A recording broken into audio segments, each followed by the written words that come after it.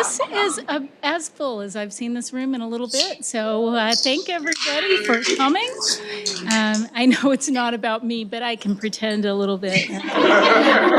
You're my fans. So you don't even know who I am. I'm Lou Brown. I'm the director of the Forum for Scholars and Publics here at the Franklin Humanities Institute.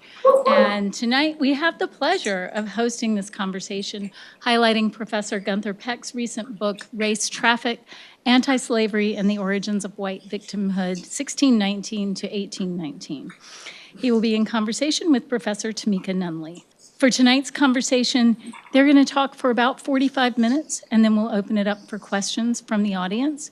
We are going to ask that when you have a question, you use a microphone, no matter how much you think your voice carries. We're recording, so that's one reason we want the microphone.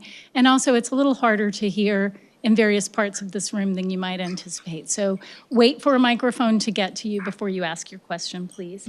Gunther Peck is professor of public policy and professor of history here at Duke.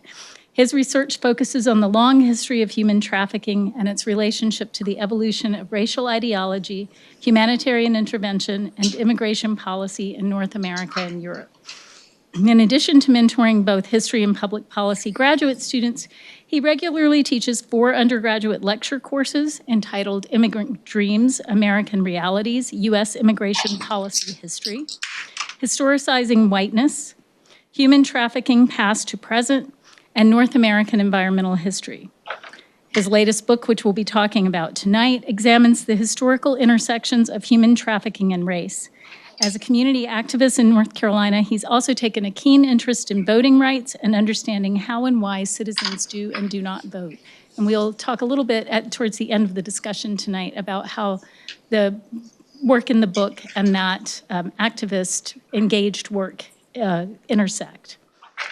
Tamika Nunley is professor of history and African American studies here at Duke. Her first book, At the Threshold of Liberty, Women, Slavery, and Shifting Identities in Washington, D.C., and I should say both their books have been published by University of North Carolina Press, our buddies up the road, reveals how African American women, enslaved, fugitive, and free, imagine new identities and lives beyond the oppressive restrictions intended to prevent them from experiencing liberty, self-respect, and power. This book won multiple awards, including the 2021 Letitia Woods Brown Book Prize winner for Best Book in African American Women's History, and the 2021 Pauli Murray Book Prize winner for Best Book in Black Intellectual History. Her second book, The Demands of Justice, Enslaved Women, Capital Crime, and Clemency in Early Virginia, 1662 to 1865, is published with the University of North Carolina Press. I will say they both have much longer bios available elsewhere, but we want to get to the conversation. So join me in welcoming them both for what promises to be an insightful and inspiring conversation. Thank you all for being here. Thank you, Lou. Thank you for everybody involved in helping to execute this production smoothly. We just appreciate all of the support that goes into these kinds of events. And also thank you all for coming out this evening for this talk. I think this talk is going to be really exciting, this conversation between us, but also with you all. And so we're excited to hear your questions. As someone who is relatively newer to the history department, one of the joys of spending time here has been actually getting to read the work of my colleagues. And so I've just been really excited to dive into your new book, which is a huge feat. It's really a beautiful piece of scholarship. And so thank you for your work. I thought we'd just start off by talking about what inspired you to write this book. There's always so many fascinating stories as to what brings us to our topics. And so could you share a little bit about that and maybe provide a brief overview? Thank you, Tamika. Thank you, Lou. Thank you all for coming. What a privilege, really an honor it is to be able to have a conversation about this work, and also to be able to share the questions, really, that motivated it. So before I tell that story, I do just want to say there's actually in the acknowledgments, I'm not going to read them, they're long, because when you write a book for more than a decade or even 2, there are a lot of people to thank. And but the first group that I thank are my Duke students, who really, this book emerged from teaching, from trying to understand what whiteness is, where it came from, and how to historicize race in a way that really is mindful of the present work that it does, but also seeks to really fully capture what it did in the past that's different, unique from the current moment. So this kind of, and I suppose that is what inspired me. Like it was learning from incredibly bright Duke undergraduates and Duke graduate students. So this book really is, yes, it's a singular work of scholarship, but it's also, and there's, it's like one author, but it really reflects the insights of so many conversations I've had. And several of my students are right here in the front, so thank you. Thank you all for coming. I hope it wasn't just for the free food, but I also really want to thank my life partner, Faulkner Fox.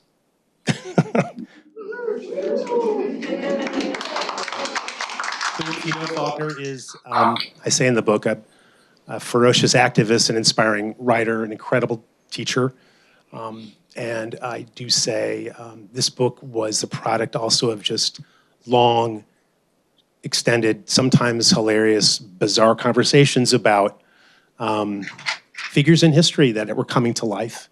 I can remember one conversation in the middle of the night about Frederick Douglass. I know that's maybe not the right context to talk about that good man, and he didn't even, that's in the next book, but we really were, I cannot thank her enough. Thank you. For also understanding, I think that this, I will say this, then we'll get to the book, but for helping me see and understand how evasion is the kind of heart of white supremacy and why it works and how it continues to work. And so I will say it took a lot of courage to do this book. It was not, I'm trained as a 20th century US labor historian, and you'll note from the title that there's nothing even remotely close to the 20th century in this book. So before we get into the history, I do want to just briefly describe the context of writing this book is actually what inspired me. Because I started researching this book really as observing a kind of confounding paradox of sorts, that the United States had just committed itself and the UN to fighting what's known as modern slavery. And I teach in the public policy school, and so much of my work was engaged with trying to understand this not new phenomena of a global human trafficking that in many respects has never been larger. More people are bought and sold today and moved across borders than ever in human history. And it's all known as modern slavery. But the contemporary definition conflates the buying and selling of people as slavery. And part of my frustration was realizing that that historically, being trafficked, being bought or sold, is not the same as being enslaved. And that part of what was mischievous about the contemporary moment over the past 2 decades is the way in which two things were growing at the same time. A kind of global movement to end human trafficking, a kind of new abolitionism that was quite deliberately calling itself the new anti-slavery. And the Trafficking and Violence Protection Act is even called the William Wilberforce Act in 2007. And at the same time, pairing that with the growth and the ever-expanding kind of proliferation of narratives of white victimhood. And the idea that white people, to define it, suffer not just because of circumstances, they suffer because they have white skin. That belief is an old belief, as it turns out. But the fact that those two, a progressive and a kind of very reactionary idea, were growing over the past 2 decades, is the backdrop to my writing of this book. And so even though it ends in 1819, the present stalks every page of this book and trying to understand, really, trying to diagnose how can those both be true? And so I'm going to show you a few images just right now to kind of give you that, I guess, the narrative of the writing of the book, and then we'll dive into the argument. And this is the most talking I'll do.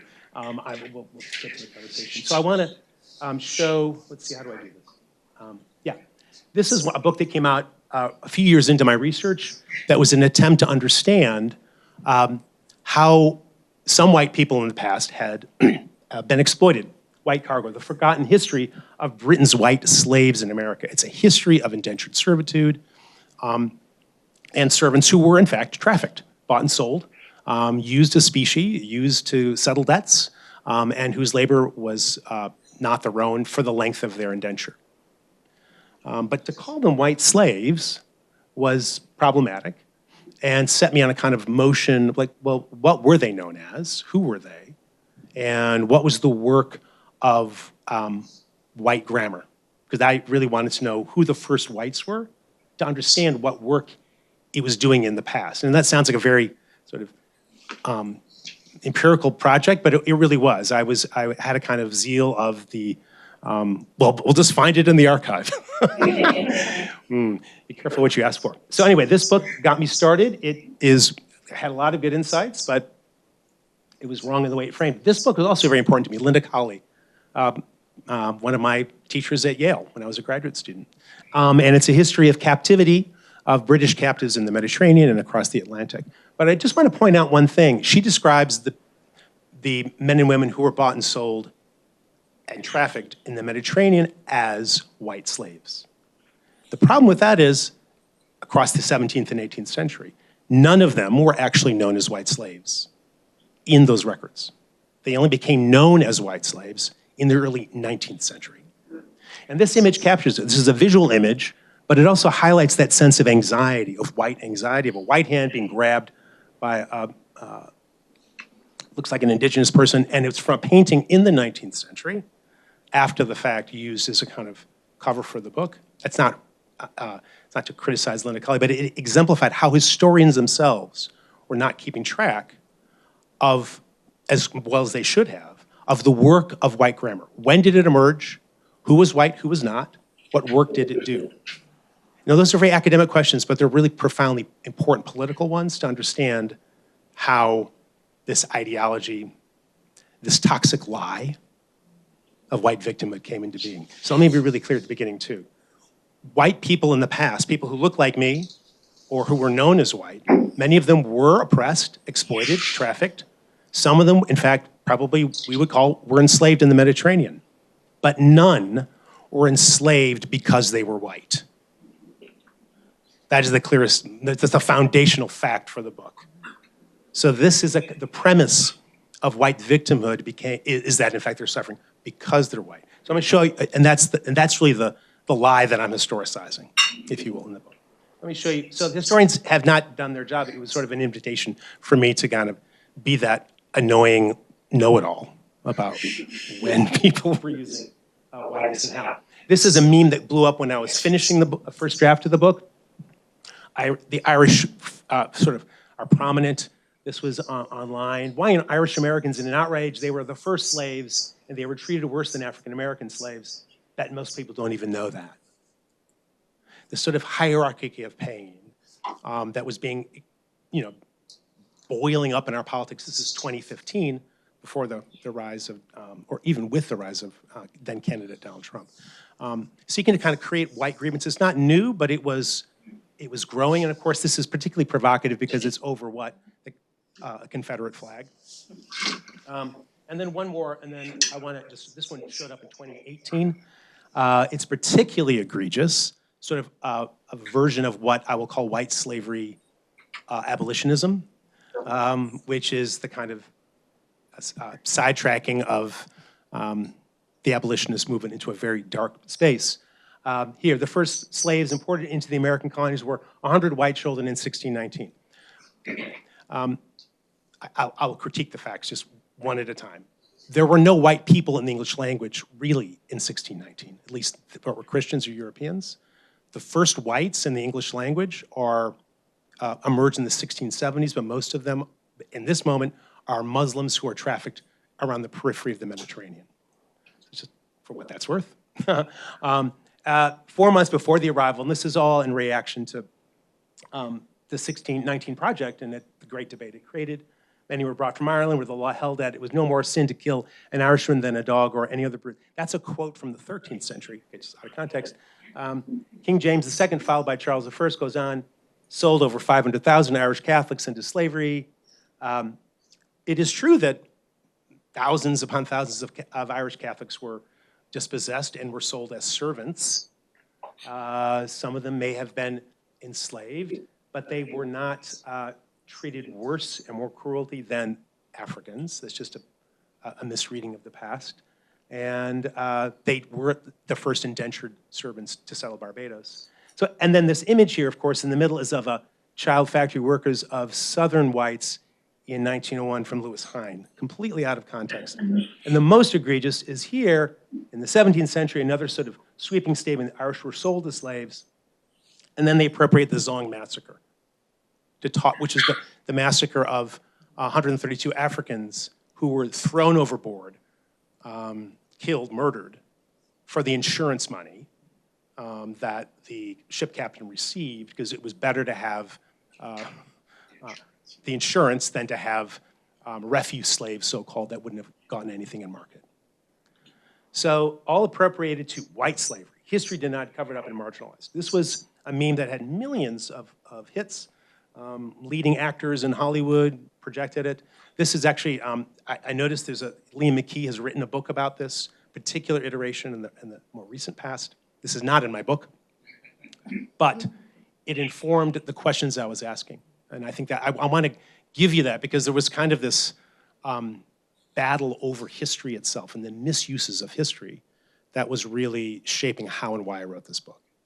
So in some ways, this book is really about the ethical use of the past as well. That's what I'm seeking to kind of put into action.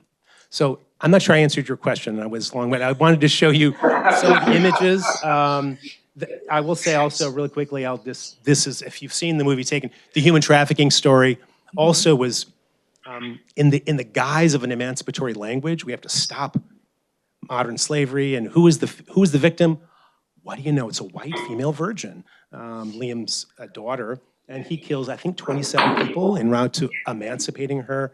And you don't feel so bad when they're French bureaucrats because we all despise them. It's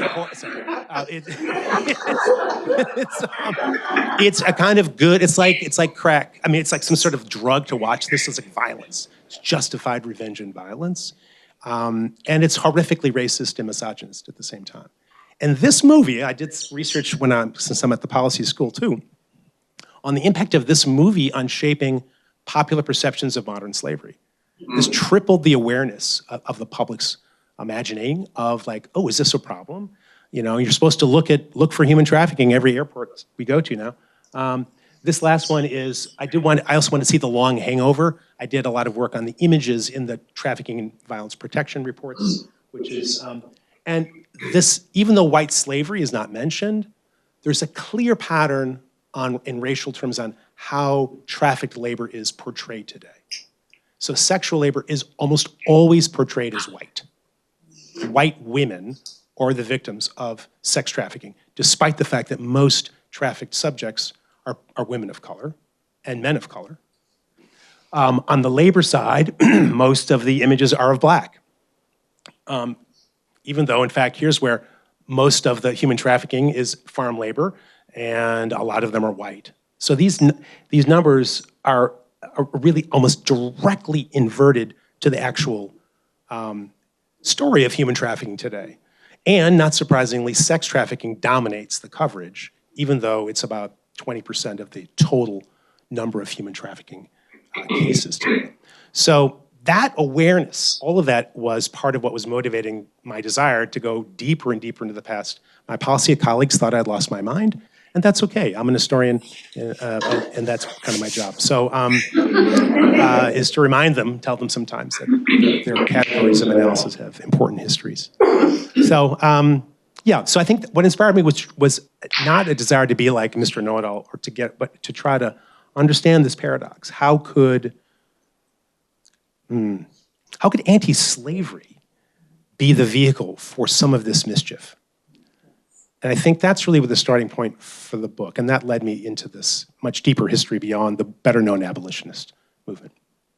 And thank you for that. I think for me, as someone who's primarily in the 19th century you've completely recast how I think about abolition, anti-slavery rhetoric. And so I just appreciate the care with which you are probing into this issue. One of the things that I really appreciated about the book was your use of terminology, and you refer to conceptions of whiteness, early conceptions of whiteness, as sort of an emerging white grammar or whiteness grammar. How does this whiteness grammar emerge similarly or differently in Atlantic versus Mediterranean contexts? Great question. I love the fact that we're having this conversation with a fellow historian, because we're going to stay in the past. We'll get to the present, y'all, but like let's go to the Mediterranean world for a moment. Yeah, no, I think so what I found was, I didn't expect this. What I did find is that the first iterations of, well, first of all, skin color is not race yet in the 17th century. So references to whites, first of all, the first references to white, where skin color modifies a person rather than I don't know, a chicken or an egg, whatever.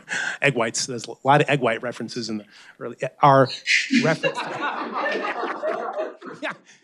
That's a bad result when you're doing sort of thing. But the first white grammar are only two things. They're convicts. So whites, they're actually synonymous, and they're things. So when you look at the grammar, there are not white people yet. They're not white men. They're not white women. There are just whites that are also synonymous with malefactors. I love that word. The malefactor was someone who was a criminal, convict, and who was, instead of being hung at the public square in London or Ireland, was shipped off to the colonies for a long indentured contract. So there's that group, and that emerged in the 1870s, before Bacon's Rebellion, for not getting into the weeds. But for really as a language to describe how mercantile planters were moving bodies. We need so many whites and blacks to build our sugar plantations. So blacks, similarly, was a language of human trafficking. It's the trafficability of people that is how skin color first emerged. So that was really confusing to me. I kept thinking, well, whites of course have power or rights because that's what white privilege is. And that's not what I found initially. So the first whites, and you get that in the first chapter of the book, but like there are these anxieties by Barbadian planters about uprisings of whites and blacks where we have to bring in hired servants or Christian servants. So whites were not the same as Christians. Whites were not yet Christian nationalists. They were things. And so, okay, that's not to valorize what the right is saying today, let's be really clear, but that was the origin. And then also Muslims who were being bought and sold. White slaves and whites in Istanbul or Constantinople, whatever the source was, or in Egypt, across North Africa. So the Mediterranean, what was similar about both regions was that skin color was about being bought and sold, whether they were enslaved or not. And so slavery was taking shape along next to this. And so Jennifer Morgan's work is obviously foundational, so that racial slavery or inheritable slavery is emerging. So the politics of blackness, also of anti-blackness, are quite different, distinct from what whiteness is, a white grammar is. And I think that asymmetry is really important because it speaks to the kind of,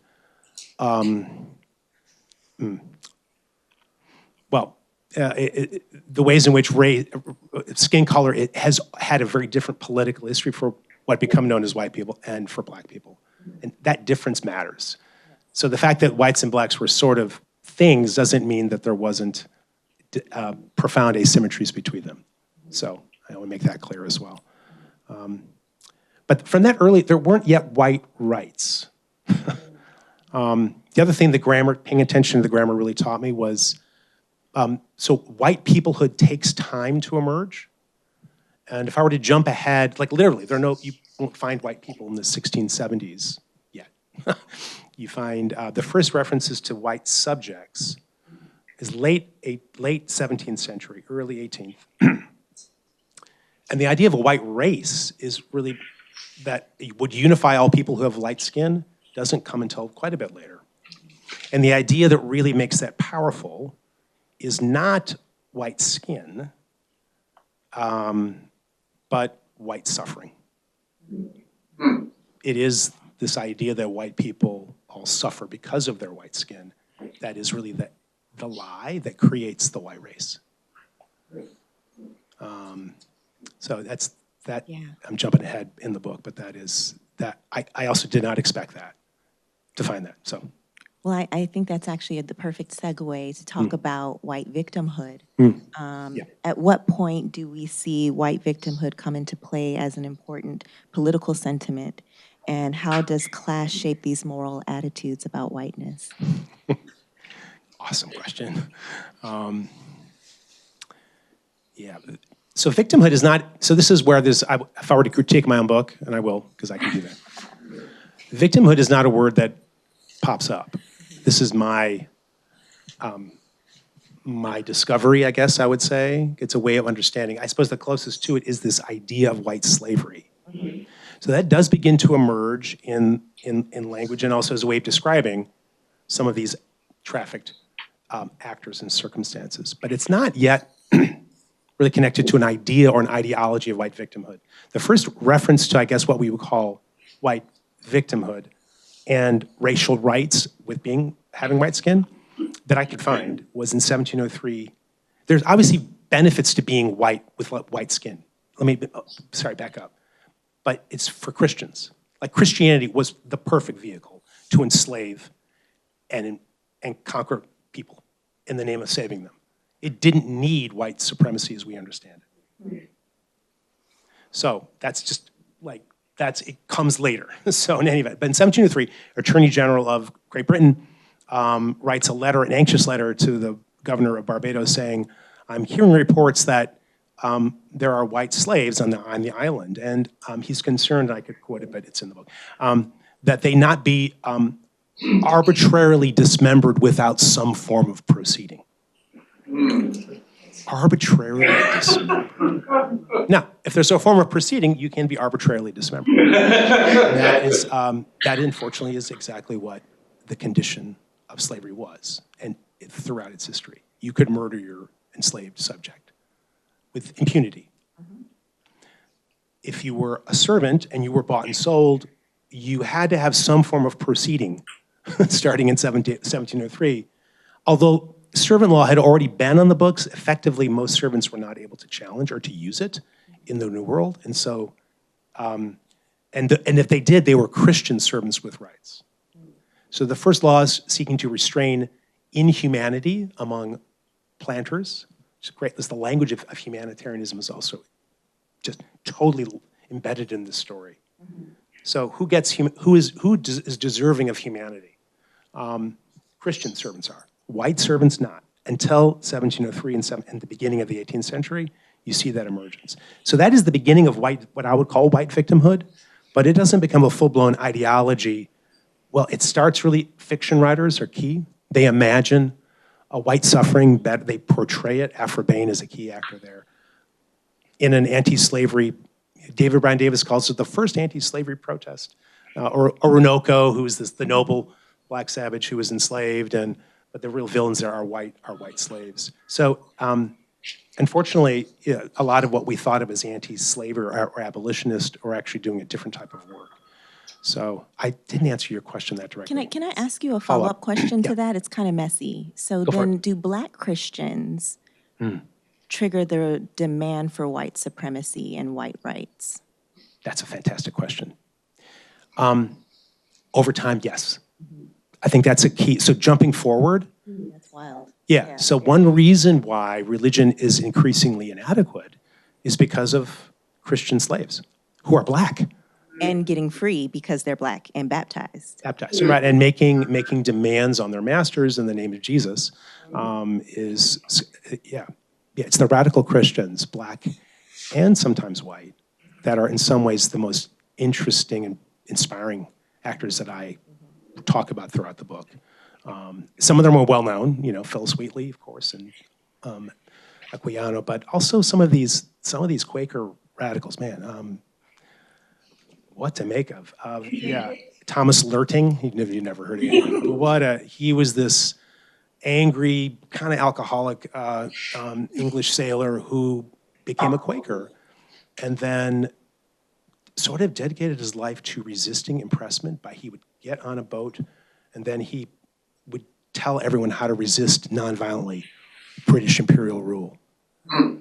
Oh man, he was a great and a bad actor. And repeatedly he would just be thrown off the ship.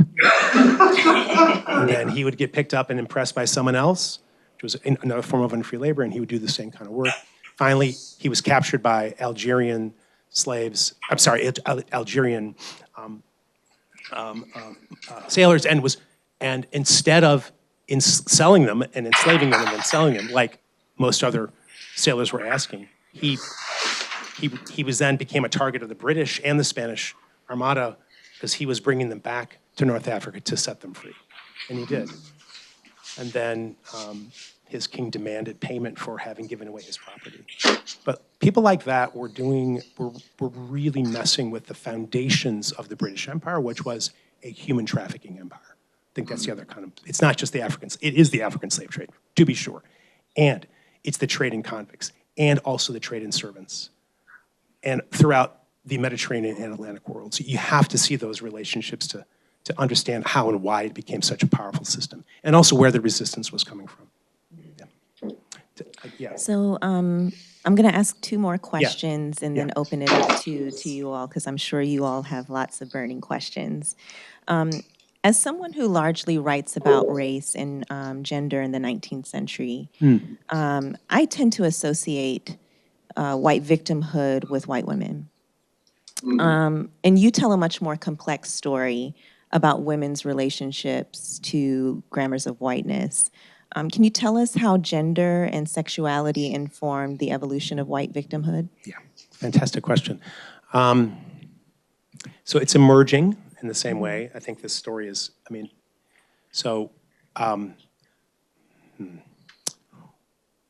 white women, before white womanhood is fully articulated, white women are dangerous subjects because they, first of all, white women are, again, not the same as Christian women. Let's just get back into the thinking. So white women are indentured servant women who are bearing the brunt of all kinds of sexual predation in the same households, plantation households sometimes. But as this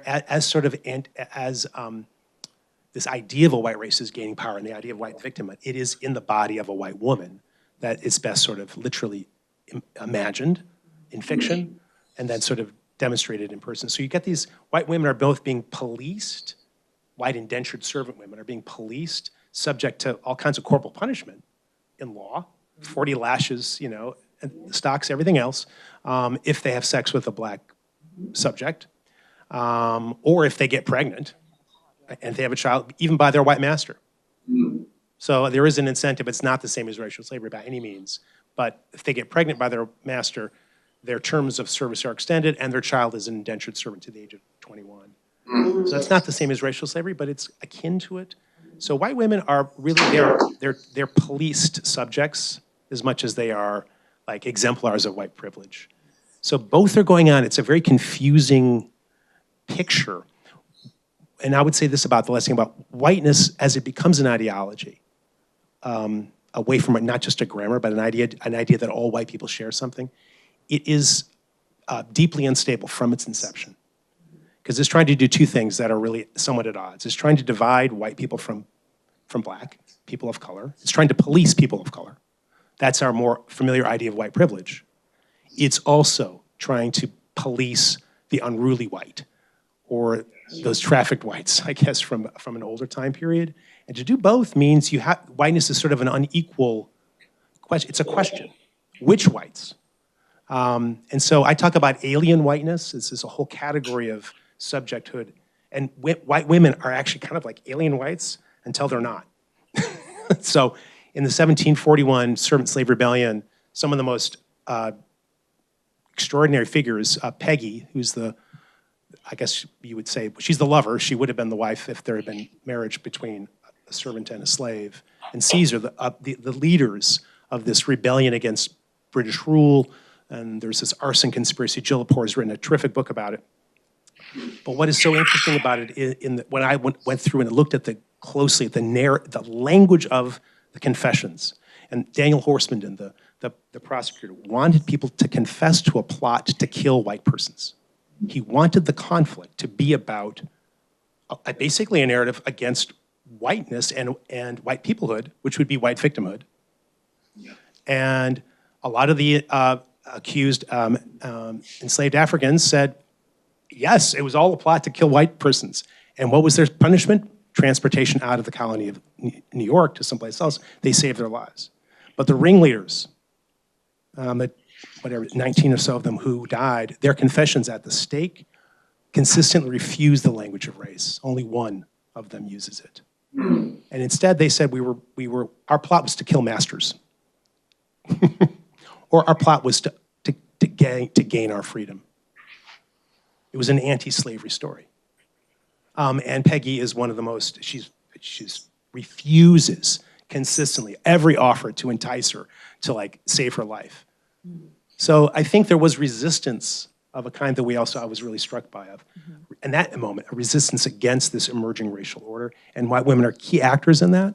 They're the unstable link in this kind of emerging system.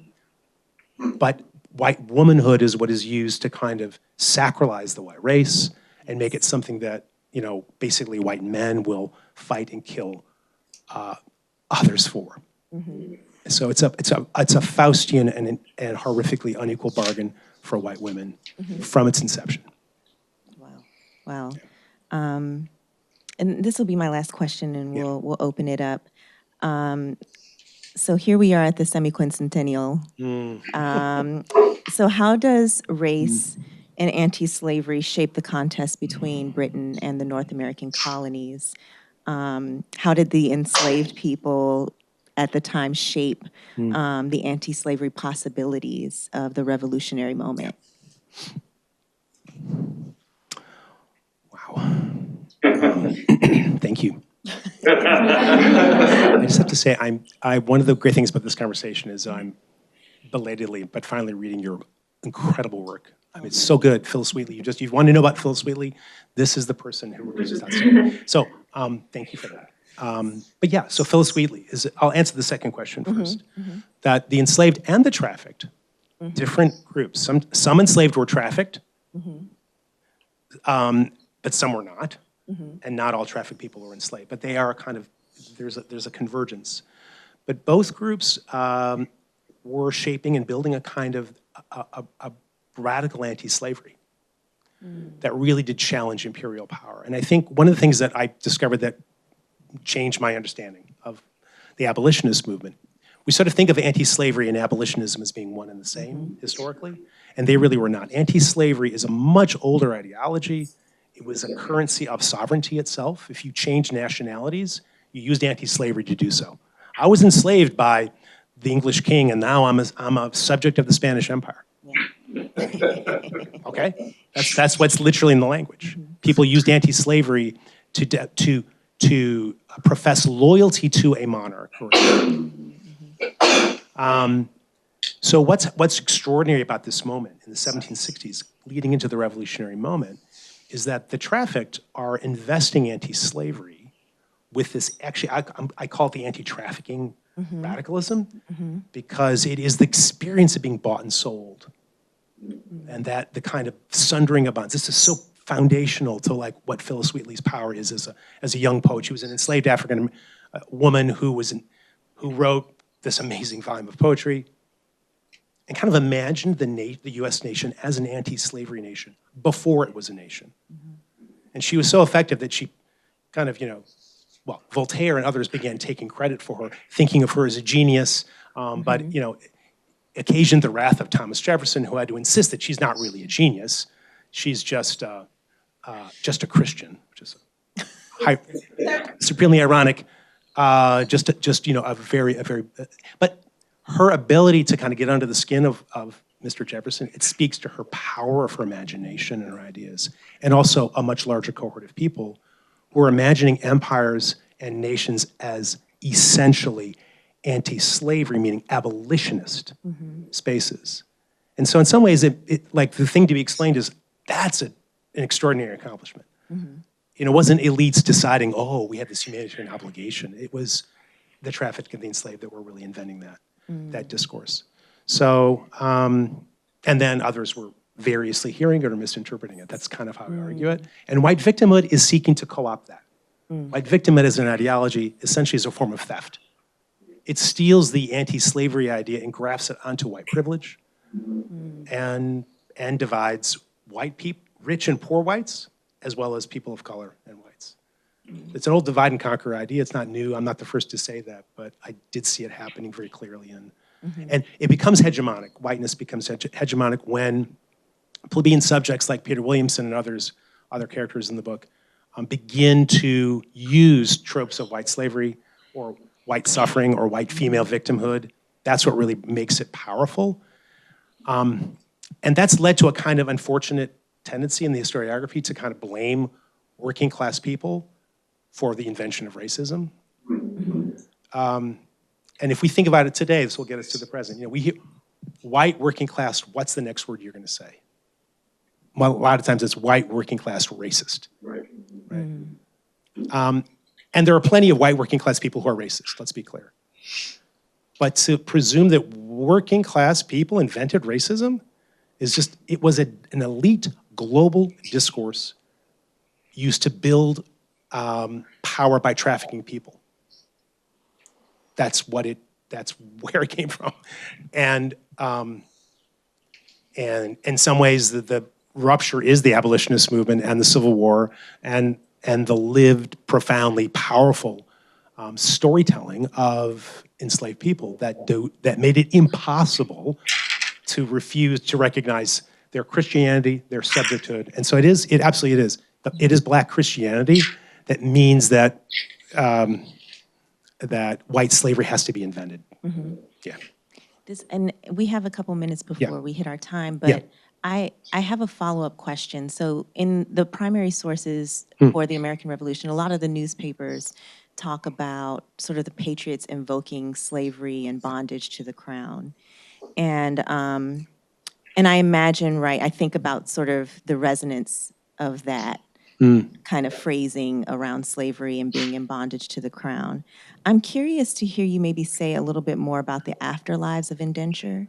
What are the afterlives of being trafficked that may inform the politic around the revolutionary premise of liberating oneself from being in bondage to the crown? That's a great question. The afterlives of slavery, the afterlives of the trafficked. No, that is a terrific question. Well, I would say it's a deep anxiety. Right, yeah. I would start with that whiteness is itself a kind of reactive, white ideology is a kind of reactive construction that is fitfully occupied by working people because there is a memory, a deep memory of that to be white is to be a thing. Yes. And the precarity of that status. Yes. Right. And I'm also here thinking about the head right system, which I would love to write a book about at one point. Yeah. But this system in which once you're done with your indenture, you inherit, land and resources to kind of begin your life anew, and kind of the implications of that. And not everyone gets access to indenture, right? But significant portions do, right? So there's a materiality to that afterlife that profoundly shapes people's political sensibilities and the ways in which they connect to the cause of the patriots that I think is really, really fascinating and not always really talked about with the kind of care that you're talking about, the nuances of white victimhood. I think, let me try, that's so smart. I think still thinking about your question, the afterlives of trafficked. I mean, I think that so for the working class that emerges in both England and the United States, right at the end of my book, I ended before it emerged. So probably because I have a lot to say about that, but anyway, but it just didn't belong in this book, it was too much. But so part of the working classes emerge as in opposition to trafficking and to slavery. They are really anti-slavery formations, politically, ideologically. But they are, unfortunately, from the get-go, they imbibe, they embrace, they inhale the language of white slavery abolitionism.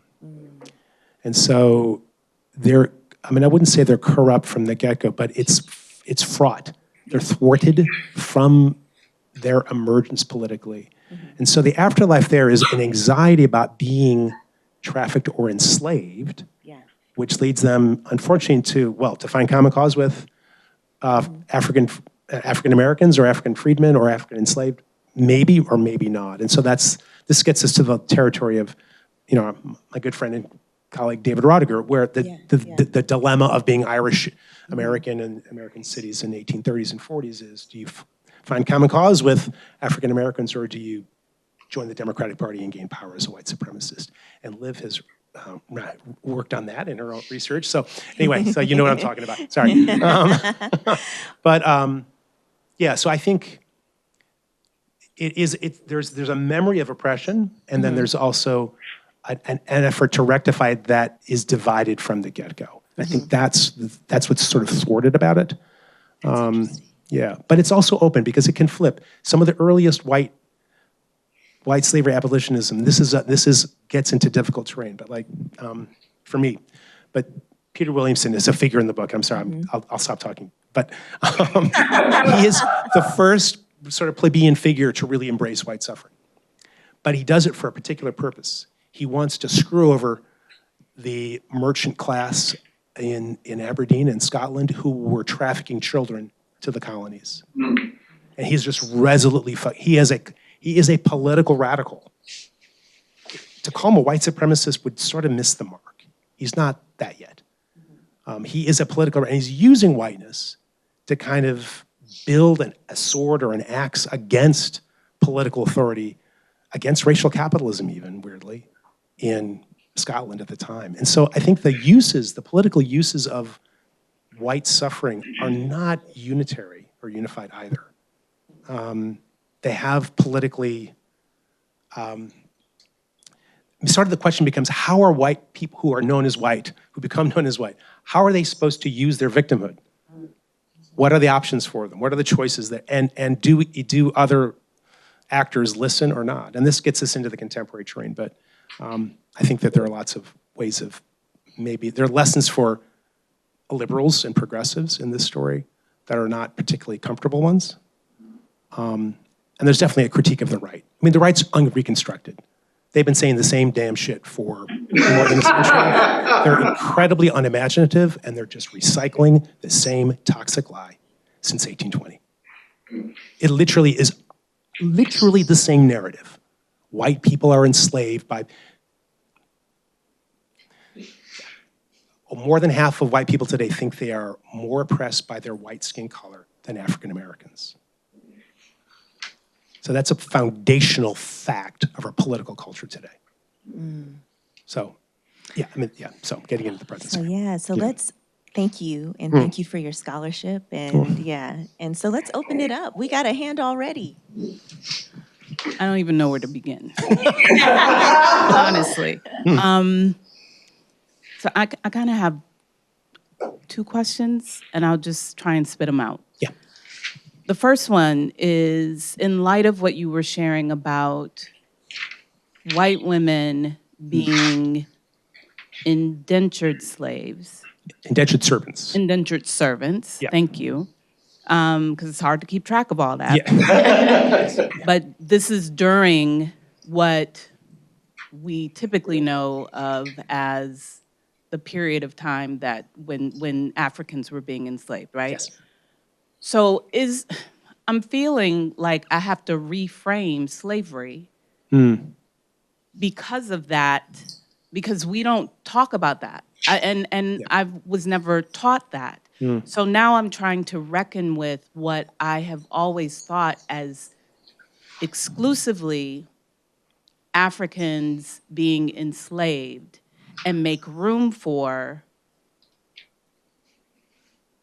working class, poor white, I'm not sure what to call them. So that's one question. The other one is, I'm wondering if the reason why folks who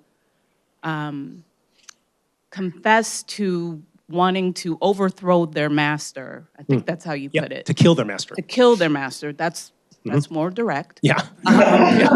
Instead of, I can't remember what the other possibility was, but I wonder if people were killed because they said they wanted to kill their master. Yes. Because that gets to the reality of Yes. the hierarchy, Yeah. right? Because it's rich masters Yes. who are enslaving people or making them indentured servants in the first place. Yes. And that's a recognition that needs to be taken out. So thank you for those questions. You nailed it. I mean, that is so key. Like, if you think about it, a movement against masters is much more, a movement to kill masters is way more politically dangerous than a movement to kill white persons. So that kind of is part of what they were seeking to silence.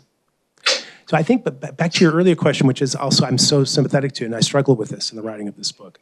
I do not, because one of the really problematic uses of white slavery abolitionism is to abolish white slavery, was to say that was to equalize the experience of being trafficked with being enslaved, which again, back to the contemporary moment, is the way in which our modern movement against modern slavery is working.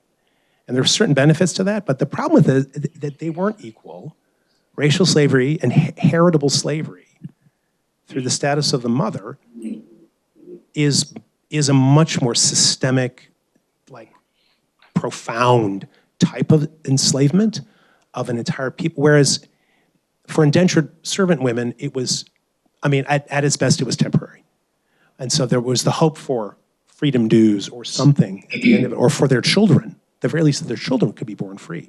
Just different fact. So no 250 years of that. No, so all of those early things I showed you are hyperbolic misunderstandings of what, but they're conflating trafficking and with enslavement. And I don't want to minimize, and I'm trying to work against the hierarchy of pain that is used to ratify racism and racial categories in a way that divides and does the exact work of Daniel Horstman did. That's where I'm trying to rupture. So that said, we do need to think about other forms of slavery.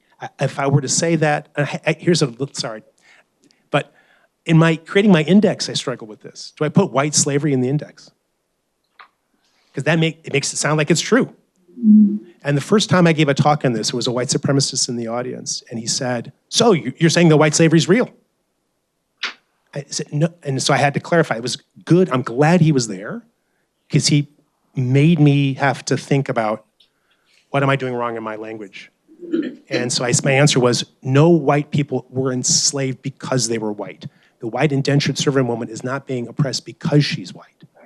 She's maybe being oppressed or raped because she's a woman, to be sure. That's the difference. Yeah, thank you. Yeah. Thank you for this wonderful discussion. As I was listening to you talk, I was really thinking about this, like kind of these feminist historians right now who are doing a lot of work about the period after what you're looking at, which is the abolitionist kind of turn towards like quote unquote white slavery, anti-trafficking in the late 19th, early 20th centuries. Yes. And these feminist historians placing actually, like kind of saying that we should rethink this not as sex trafficking, but as quite typical working class women migrating to do labor, e.g. sex work. And their work, I think, has a lot of policy repercussions for the way that we think about sex work as labor and the way that sex work should or shouldn't be policed. And so I wanted to ask you, what do you think are the policy repercussions of this research? And maybe asking you to draw on like your work as a public policy person as well as a historian, what do you think are the connections there? Thank you for that tidy question. Help me out, Tamika. No, I think that I think what you're pointing out is spot on, and it is the ways in which in the in the ways that states ostensibly are anti-slavery, ostensibly are anti-trafficking, anti-human trafficking, very often there's a lot of ideological work going on to privilege certain victims and to ignore others. And also define what kind of crime is worthy of being policed. And so, so in the progressive era, sex trafficking, essentially every prostitute or any sex worker was deemed a slave and therefore policeable. So in the language of an anti-slavery framing, it was really also a way to police the men of color very often who were either allegedly controlling the trade or having sex with white women, this white slavery. But it was also a way of silencing white women. And the whole Jack Johnson story, his wife was in love with Jack, but like he was the first person convicted under the White Slave Act, the Mann Act, which created the FBI. And the FBI, their main job initially under J. Edgar Hoover was to federalize the anti-miscegenation law by policing any interracial couple using the White Slave Act, because the white person must be enslaved. In order to be. To have, there's no possibility of consenting to interracial love through much of the 20th century. So like it was an abuse, obviously this is foundational to liberal bureaucratic power.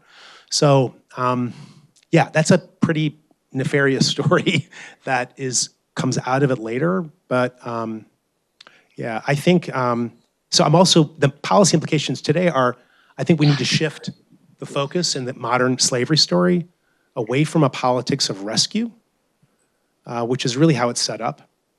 We have to rescue enslaved people who are all trafficked people, and instead let's get back to organizing. They're workers. They need to better organize themselves. The biggest traffickers in the world today are states. It's US immigration law that causes trafficking to occur. It's not the bad coyote, so-called, or the bad padrone or whatever. They're just making some money from the fact that our law is policing poor people for finding work. So I'm not running for office, so like that puts me outside the Democratic Party mainstream too, which is border security, which is a Faustian bargain, actually the same. So anyway, I mean that's getting into the present, but so the policy implications are: if we were to get rid of abolitionism, the way it's framed, and adopt a different type of anti-trafficking rhetoric, I think we would have different kinds of questions, different answers, different solutions. Sex work itself is not a term that's even used still. It's sex trafficking, which means sex slavery. And I do not want to diminish the fact that there is profound coercion in the world. Obviously, like, what is the Epstein case except like the bare bones, just complete. Trafficking girls is foundational to our political economy and culture. Could never be more vivid. So I don't mean to minimize that. And human trafficking is a real urgent problem that needs to be solved. But I just think the way slavery is being used in the politics of rescue is not, the rescuers are often the worst people. Sorry. So. Thank you, Gunther, so much. It's so wonderful to hear the arc of the work. I remember a very early colloquium paper that you presented at the National Humanities Center. Oh my gosh. It was so exciting to see this come together in this wonderful book. So many congratulations. Thank you. And I'm so taken, actually, with the attention you're paying to language and words and the history of words, and really taken with this argument about the grammar of whiteness. I wonder if you'd paid attention also, similar attention to the word traffic and the history of that. Because today, when we use the word in the most common way in which we use it, it's about vehicular movement, right? And the legal regulation of the movement of vehicles. So I wonder if, when you were doing the project, using this term even metaphorically, but as you wrote the book today, thinking in terms of what traffic as a metaphor gets you to, how would you imagine this system going back to those centuries? Who's regulating it? the off-ramps, the on-ramps, the speed, who's policing it, their emergency lanes, signals, I wonder if, there's something there that, would be productive in terms even of thinking of getting us to think spatially Yes. of the movement, right? So Great. it was just a thought that came to Yeah. mind as you're thinking about words so carefully. Fantastic. No, thank you. So, traffic was, before there was car traffic, though. Yeah. There was traffic. There was trafficking. And it was, And it one was- is legal and the other is illegal. So that's another thing that has happened, right? well, so There's something mercantilism. going on there, Yeah, mercantilism as a political economy was based on trafficking, right? goods and people. And it wasn't a bad word. It wasn't even a pejorative. There was a political economy built on the notion of sort of that trafficking was a way of making people and goods legible. Oh, that's interesting. And so that it became a nefarious traffic. That's the most common word. You see where trafficking of people begins to be associated with something wrong as an immoral thing. Partly in connection to the better known abolitionists, there's a lot of nefarious traffic. That's the word they use. But it's actually servants who are protesting it as well in the late 17th century, even talking about, inhuman traffic. It's inhumanity and trafficking become linked in discussion in law and in all types of, restraining inhumane severity and trafficking. So that is an old idea. And it actually, weirdly enough, there's some of the first laws against animal brutality, like killing of horses, weirdly comes right in the same moment in time. There's a whole idea of like how ideas of human rights are connected to cruelty, to inhuman treatment of. If you whipped a horse to death, it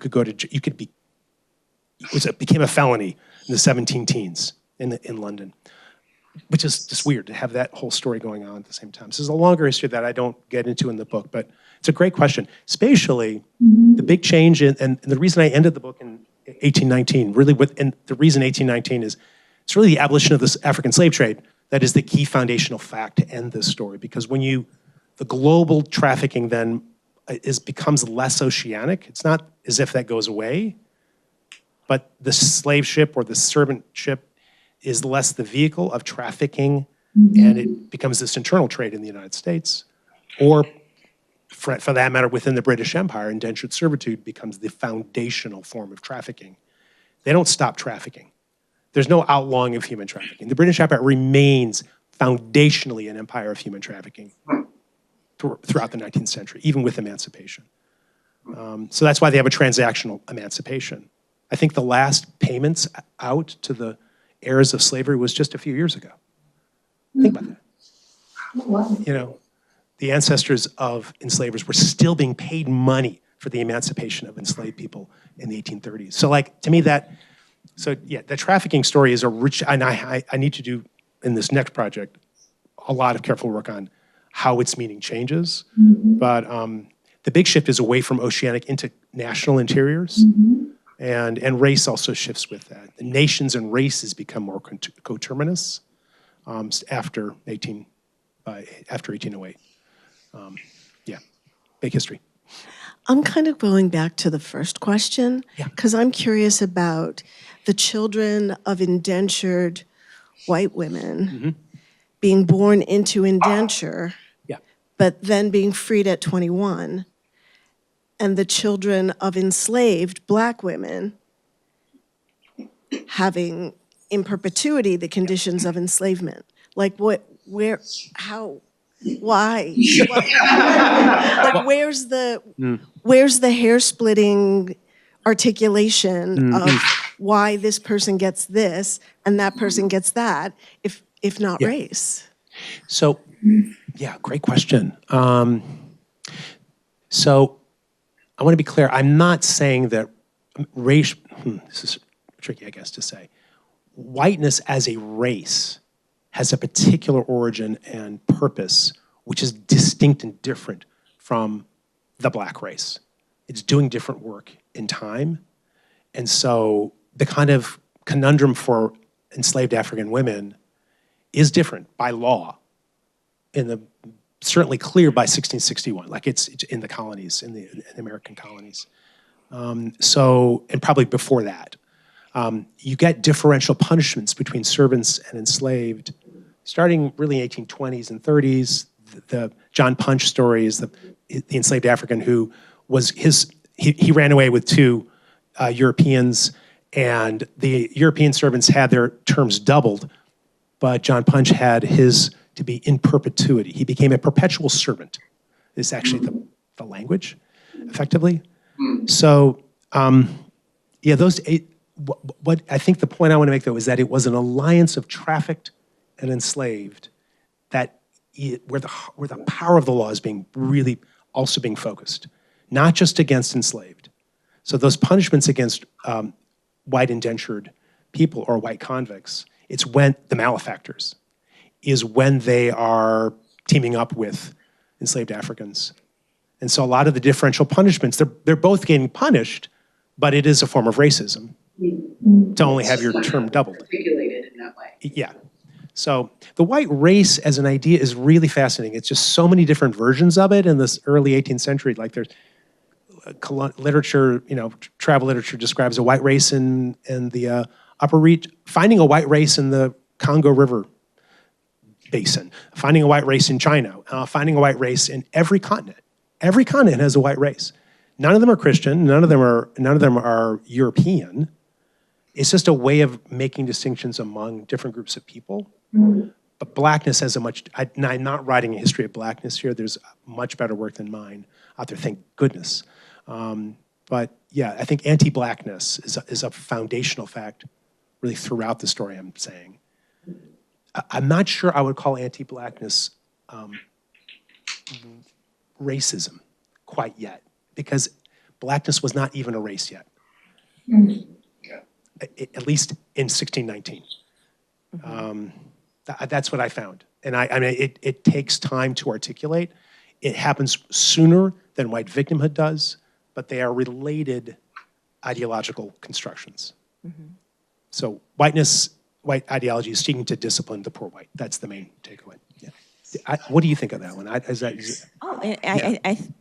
In response to that, I think that's why I asked the question about Black people who get baptized, right? Because they find actually a lot of success in becoming free on the basis of being Christian for a second, and then immediately write a law, right? And I think that's the point, right? There's a dynamic in the colonial sphere, right, in which much of the law is innovated on the ground because it's not accounted for in English common law. And because these colonies are on the periphery of empire, they're in some ways innovating on the ground, these what they call positive law or statutory law, in order to make certain distinctions a little bit more firm. And what I like about it, this unpacking of this, is that because so many of us start from a particular point in which we imagine race, imagine slavery, imagine indentured servitude, we oftentimes have kind of sped up that process without really accounting for some of the scaffolding that happens legally and socially. That's in response to real historical actors, right? Yes, exactly. Like the anxiety is that, the white women and the Blacks are hanging out, right? Right. And after a while, folks, the elites are like, I don't like that, right? And that's kind of like, kind of my way to say, like, when you probe in the past, there's this wonderful book by Claire Lyons called Sex Among the Rabble, right? That talks about like these wayward white women who are like, hanging out with the Blacks. and it's a problem, right? And so those moments demand a formation of white womanhood. It demands white supremacy. It demands laws that make distinctions that eventually become ideas that emerge in racial science much later, I think. Yeah. I love the way you're both using anxiety. Like, I really like it. So just when we really have time, for just one more question, and then we'll have time to talk afterwards, but we'll hang out afterwards. be attentive to the time. Thank you. Thank you for so much for speaking, Professor Peck. This has been an amazing conversation. You kind of alluded to this throughout the entire conversation, but I'd love to hear you elaborate on sort of how, because the book takes us through, sort of the revolution, the establishment and design of the American political system, how white victimhood kind of informs that establishment and design, and also sort of how the design enables the further development and growth of white victimhood as you describe it, kind of like being foundational to American political thought and ideology. Yeah. Awesome question, Austin. Austin is a member of the Student Voting Rights Lab, and is a great researcher working on helping document the forms of disfranchisement of youth as a class across North Carolina today. So thank you for that question. I think one way you can see it really visible again in policy would be the 1790 naturalization law, which says you have to be free and white to naturalize. And if you think about that, like, why free and white? Because there's an unfree white that is still a problem to be policed. That is foundational to the definition of whiteness. And so white victimhood is a way of sort of like appealing to the unfree white to say, hey, essentially become white and then you'll become free. And weirdly enough, you have to kind of traffic your own immiseration to do that. But yeah, that sets up this unevenness in law and immigration law from the foundation. So groups are sort of lesser whites. The other groups that are excluded of that, of course, are free and black, cannot naturalize, or free and non-white. So the category of non-white is a big, messy term throughout U.S. immigration history. My favorite sort of bizarre version of that are Finns. Finnish immigrants in the early 20th century were not considered white, those blonde, blue-eyed people. And the reason is actually fairly straightforward, because they were socialists. And they were working in the Sabi Range in upper Michigan, and they were radical syndicalists. They got it. They were building the Wobblies. And the census taker was like, oh no, they're not white. Don't stop them from voting. Well, yeah, whatever. So anyway, yeah. But in terms of white victimhood today, I mean, I think one thing I would just say with Austin and the other students live, and others who are not here, we worked on a lot of work on the Jefferson Griffin Challenge, which had targeted youth across the state, but Durham and Duke students were, unfortunately, leading the charge with 792 students whose ballots were in danger of being thrown out, 1 out of 5 Duke students who voted here. Unfortunately, it survived. The Trump-appointed justice said, you can't change the rules after the fact. But Jefferson Griffin, one of his main arguments was that he was being victimized by bad election administration. And this kind of use of victimhood to justify changing the rules is pervasive. Right now, the Civil Rights Act is being used to attack people of color. There's a perfect example of the evacuation of the emancipatory purpose, or rather, just the switch. We go from emancipation to white emancipation, forgetting conveniently the long history of white affirmative action, known as legacy, and every other, there's so many ways in which it's myopic. The last thing I want to say about this, think the reason paying attention, of like the specific work of white grammar, is that it compels you to see the way white racial revisionism, the constant sort of rethinking, misusing the past, is at the heart of the mischief that is white racism. And so whiteness by law is designed as a revisionist thing. Free and white as a standard is a question. Well, who's free and who's white? And so that gives policymakers the power to police. That's the foundation of U.S. immigration law. And we're living with that, obviously, right now. So, anyway. So, great questions. Oh. Well,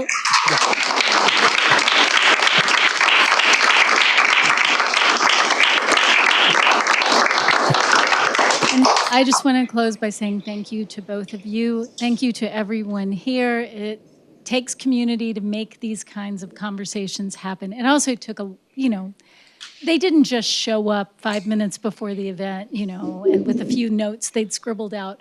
And I do appreciate it takes effort to turn an academic book into this kind of really rich conversation. So thanks very much for taking that time. It matters. It's important to everyone in this room and people beyond that. So we really appreciate it. And enjoy us for some more food. And